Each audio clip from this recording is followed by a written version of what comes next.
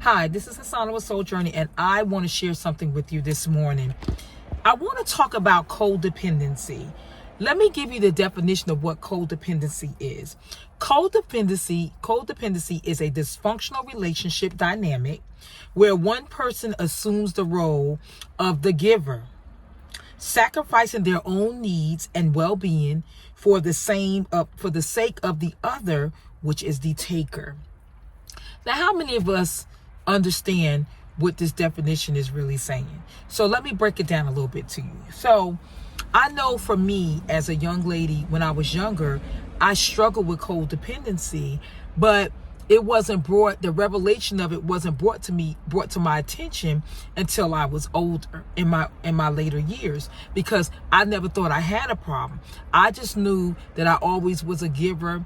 I always gave. I always, but it was always hard for me to receive.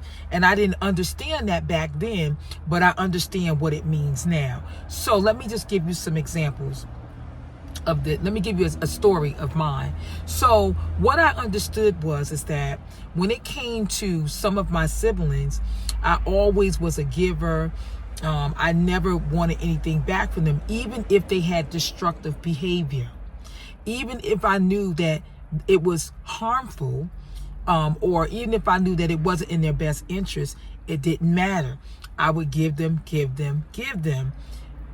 I realized later on there was something missing within me, and there was some type of gratification that I was getting from it. I didn't know that back then, that's what was going on. And so I understand now that the gratification for me was, you know what? Because we were lacking certain things coming up, I felt like I had to be the one to change the narrative. I felt like I had to be the one to do something different. And maybe if I continue to satisfy them in that way, they'll make a change. Well, lo and behold, that was deceptive in my mind. It wasn't real. That's not what actually happened. And I had to realize that I couldn't be a savior to them. And that's what I was trying to be, not realizing it, trying to be a savior. So a lot of times when it comes to being codependent, this is what happens. We either become codependent because there's something that happened in our childhood. We become codependent because there's some guilt involved. There's some shame involved. And so we feel like we have to constantly keep feeding that energy of being codependent. So I'm just here to encourage you and say, look, if you are that person that constantly gives and don't know how to receive, please take a look at yourself and just kind of figure out within your own self, within your inner self, what is it that is setting you back from allowing you to continue this path and not change the narrative in your own life.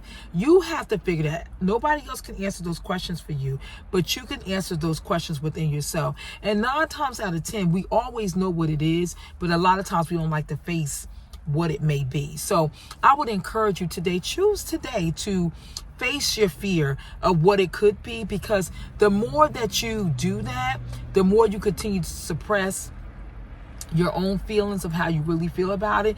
And then secondly, too, you can't really receive from anybody when you constantly want to be a giver, and that's not healthy. That's just not a healthy. And then what we fail to realize too, to be honest, when we continue, because energies are important. So when we continue to feed into that negative energy of giving to people that we know don't deserve it, or we know it's not good for them, guess what? We don't get anything good from that.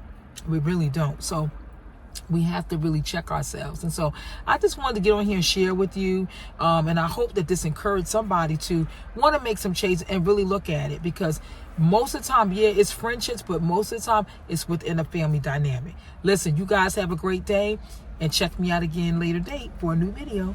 Bye.